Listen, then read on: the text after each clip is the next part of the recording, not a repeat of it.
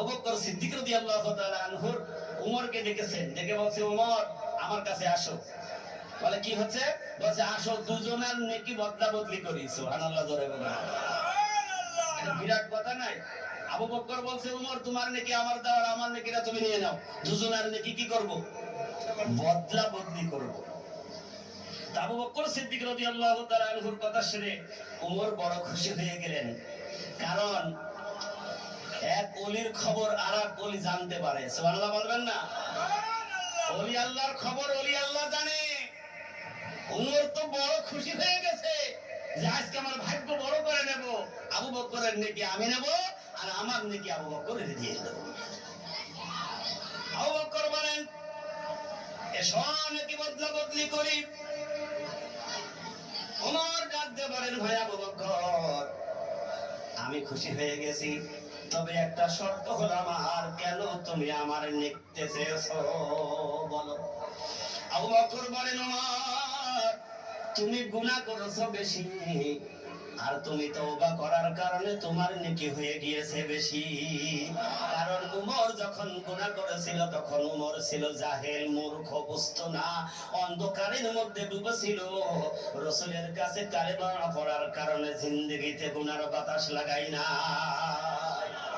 আল্লাহ তাআলা বলেন যে যত বড় গুনাহ করেছে ওই ব্যক্তি যদি আমার দিকে ফিরে আসে, হাবিবে মুহাম্মদ রাসূলুল্লাহ কোরআন তেলাওয়াত করে শুনিয়ে দিলেন, লা তাকনাতু মির রাহমাতিল্লাহ ইন্নাল্লাহা ইয়াগফিরুয যুনুবা জামিআ ইন্নাহু হুয়াল গফুরুর রহিম। সুবহানাল্লাহ। আল্লাহ বলে, বান্দা তুমি গুনাহ করেছো, নৈরাশ হয়ো না, ফিরে আসো, ফিরে আসো, তুমি খালেস তওবা করো, আমি আল্লাহ তাআলা তোমার জিন্দেগীর গুনাহগুলো maaf করে দেব। আবু বকর সিদ্দিক রাদিয়াল্লাহু তাআলা আনহু বলেন, ভাই ওমর তুই গুনাহ করেছিস বেশি, আর তওবা করার কারণে আল্লাহ তোর গুনাহ maaf করে দিয়ে ওই যে গুনাহর খাতা হয়েছিল ওইটাও আল্লাহ নেকি বানিয়ে দিয়েছে। তাই আমার নেকি তুই নিয়ে নে, আর তোর নেকিগুলো আমার দে। ওমরে ফারুক রাদিয়াল্লাহু তাআলা আনহু সেদিন বলেছিলেন, ও আবু বকর আমার জিন্দেগীর সব নেকি আমি তোমার দিয়ে দেব, কিন্তু তোমার একটা রাতের নেকি আমারে দাও। কয়টা রাতের নেকি চাইলো? জিন্দেগীর নেকি সব তোমার দেব আবু বকর, কিন্তু তোমার একটা রাতের নেকি আমারে দাও। আবু বকর বলেন, এত জিন্দেগীর নেকি আমার দেওয়ার জন্য রাজি হয়ে গেলে, আর একটা রাতের ইবাদত তুমি নেওয়ার জন্য পাগল হলে রে ওমর, তাহলে তুমি বলো কোন রাতের ইবাদতের জন্য তুমি পাগল? ওমরে ফারুক রাদিয়াল্লাহু তাআলা আনহু সেদিন বলেছিলেন, আবু বকর আমার ওই হিজরতের রাতের ইবাদতটাই আমার জন্য যথেষ্ট। আবু বকর তোমার ওই হিজরতের রাতে যা ইবাদতের নেকি হয়েছে, তাম পৃথিবীর মানুষের নেকি যদি এক পাল্লাই দেওয়া হয় আবু বকর, তোমার ওই একটা রাতে ইবাদতের নেকির পাল্লা ভারী হয়ে যাবে। কারণ সেদিন তুমি কার সাথী ছিলে? যার সৃষ্টি না করলে আল্লাহ জমিন বানাইতো না, আসমান বানাইতো না, সেই হাবিবের সাথী হয়ে তুমি তার সাথে করে নিয়ে পাহাড়ের গায়ে আশ্রয় নিয়েছিলে। সেদিন ওই মক্কার মানুষগুলি তার বাড়ি ঘর ছেড়ে তাকে বের করে দিল, তাকে হত্যা করবে সব ষড়যন্ত্র করেছিল। ওই রাতে তো মুহাম্মদ রাসূলুল্লাহর সাথী আর কেউ ছিল না, আবু বকর তুমিই ছিলে আমার হাবিবের সাথী। আবু বকর তোমার ওই একটা রাতের ইবাদত আমারে দাও। আবু বকর কেমন ছিলেন? আবু বকর সিদ্দিক রাদিয়াল্লাহু তাআলা আনহুকে বিশ্বনবী একদিন ডেকে বলেছিলেন, আবু বকর আমার সাথে তোমার যেতে হবে। কবে যেতে হবে, কোথায় যেতে হবে, কোন অবস্থায় যাব? আবু বকর জিন্দেগিতে জিজ্ঞাসা করে নাই, প্রশ্ন করে নাই। এই যে এইভাবে গ্রহণ করার নাম হলো রাসূলের ভালোবাসা।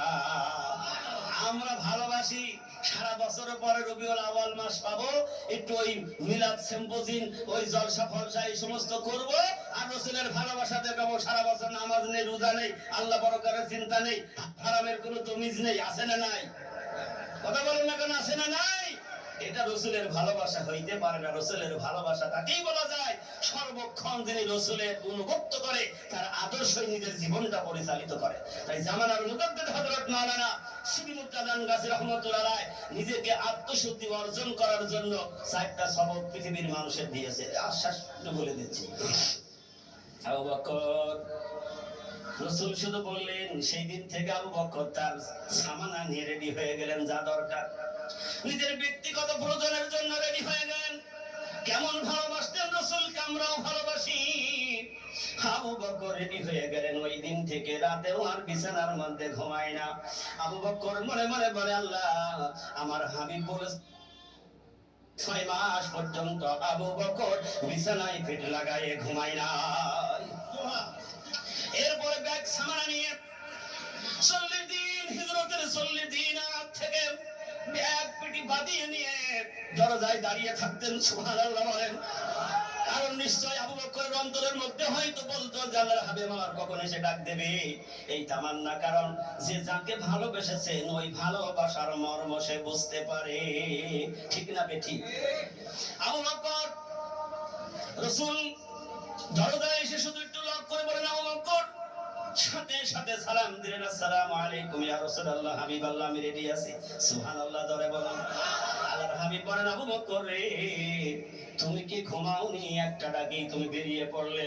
আবু বকর বলেন, ইয়া রাসূলুল্লাহ, হাবিবাল্লাহ আপনি যেদিন আমাকে বলেছেন আমি ওই দিন থেকে রেডি আছি।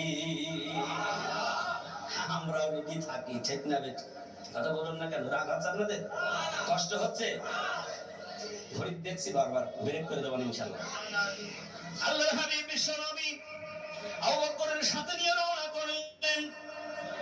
আবু বকর পিছনে, আল্লাহর হাবিব সামনে হেঁটে হেঁটে চলে যাচ্ছেন। একটা রাতের ইবাদতের দাম কেন বেশি? উমর কেন একটা রাতের ইবাদত নিতে চাইলো? আবু বকর হেঁটে যায়, একটা পাও উঁচু করে ফেলে না, পা গুলি ছেঁচড়াই নিয়ে যায়। সুবহানাল্লাহ বলেন। বালিয়ার পাথরের আঘাত খেয়ে পা দিয়ে রক্ত বাহির হয়ে যায়, তারপরও পা উঁচু করেন। আবু বকর শুধু একটা কথা মনে মনে বলে, আল্লাহ আমি পাও দিয়ে কেন যাই? কারণ হাবিবের পায়ের চিহ্নগুলি সব মুছে দিয়ে চলে যাচ্ছে। কারণ তার মনের মধ্যে ব্যথা। কারণ আল্লাহর হাবিবের এই কদম মুবারকের সাথে পৃথিবীর কোন কদম মুবারকের মিল নেই। সুবহানাল্লাহ বলবেন না? আবু বকর চিন্তা করলো, আমার হাবিবের এই কদম মুবারক দেখেই পৃথিবীর মানুষ বুঝতে পারবে এই রাস্তা দিয়ে আল্লাহর হাবিব গিয়েছে। আবু বকর পা দিয়ে মুছতে মুছতে যায়, আল্লাহর হাবিবের কদম মুবারকের চিহ্ন যেন বেঈমানেরা না পায়, ওই অবিশ্বাসীরা যেন না পায়, মনে করে পাহাড়ের গুহায় উপস্থিত হয়ে গেলেন। কেমন আবু বকর, আমিও ভালোবাসি। আবু বকর ভালোবেসে গেছেন, ওমর ভালোবেসে গেছেন, আমরাও সে রাসূলকে ভালোবাসি। আবু বকর বলেন, ইয়া রাসূলুল্লাহ আপনি আগে যাবেন, একটু দাঁড়ান আমি আগে যাই।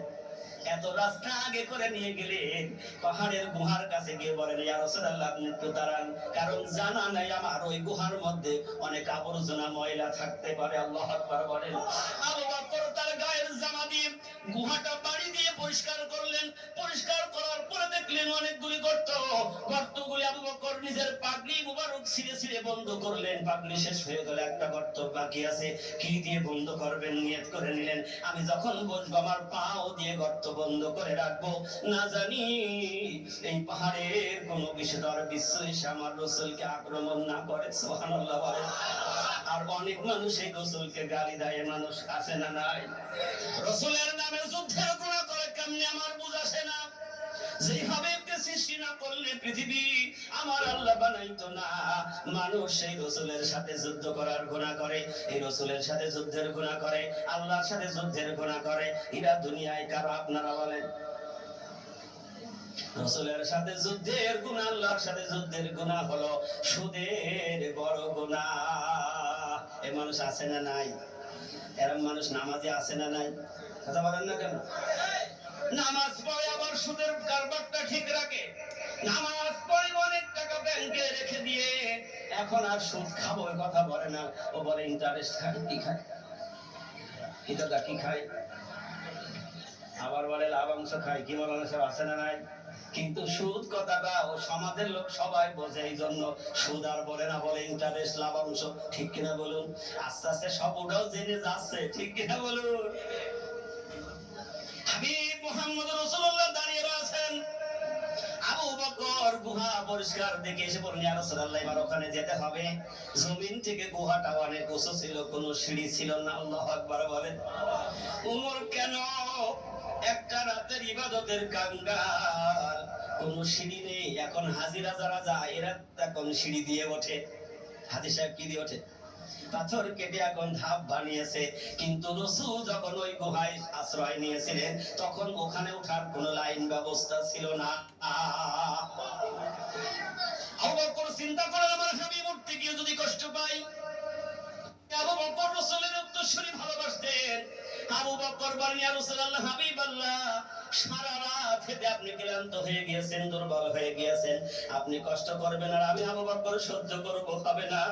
ইয়া রাসূলুল্লাহ, আপনি আমার কাঁধে চড়েন। চিৎকার দিয়ে বলুন সুবহানাল্লাহ।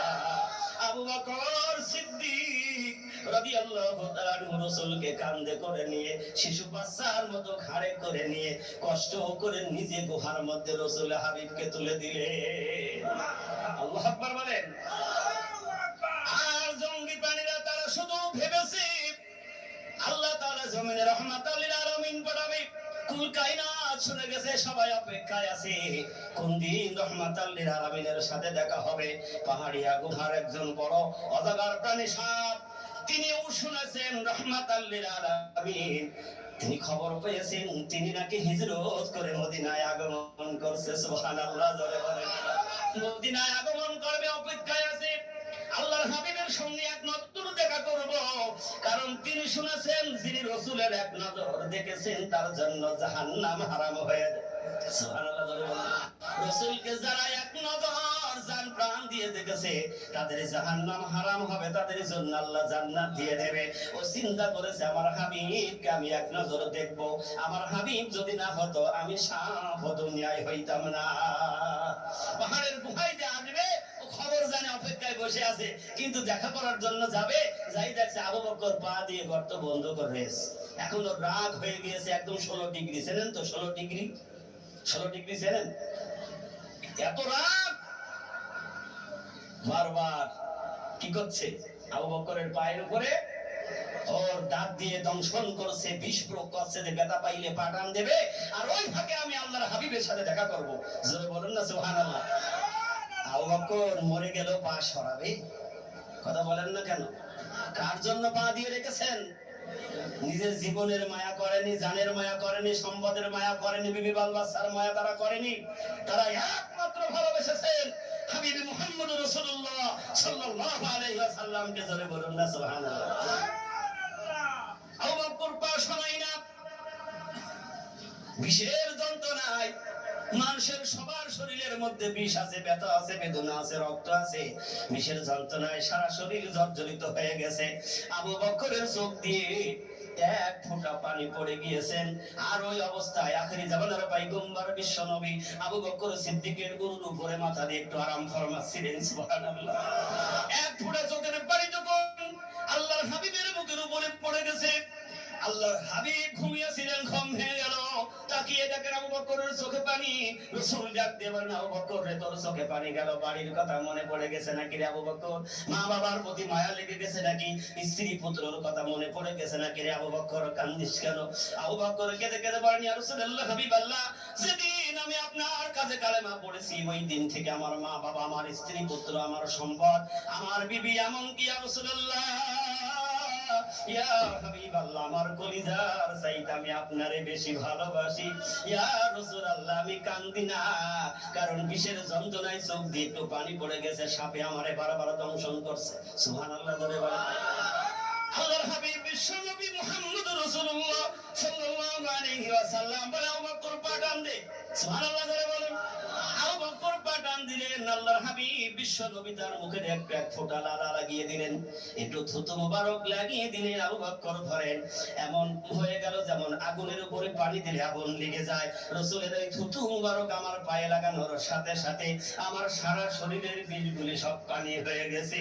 চিৎকার দিয়ে বলুন সুবহানাল্লাহ। সেই হাবিবে মুহাম্মদ রাসূলুল্লাহ সাল্লাল্লাহু আলাইহি ওয়াসাল্লামের পেট মুবারকে পাথর বাঁধা রুমিজের সংস্পর্শের এক টুকরো পাথর, যেই পাথরে কালেমা পড়েছিলেন রাসূলের ইশারায়, আবু জেহেলের হাতের মধ্যে কালেমা পড়েছিলেন, সেই আনমোল রতন বর্তমান জামানায় পীরে সিলসিলায় আমানত হিসাবে আমার মুর্শিদের দরবারে সুরক্ষিত আছে। এই জন্য এই দরবারটা হলো খুব দামি দরবার। সুবহানাল্লাহ বলবেন না?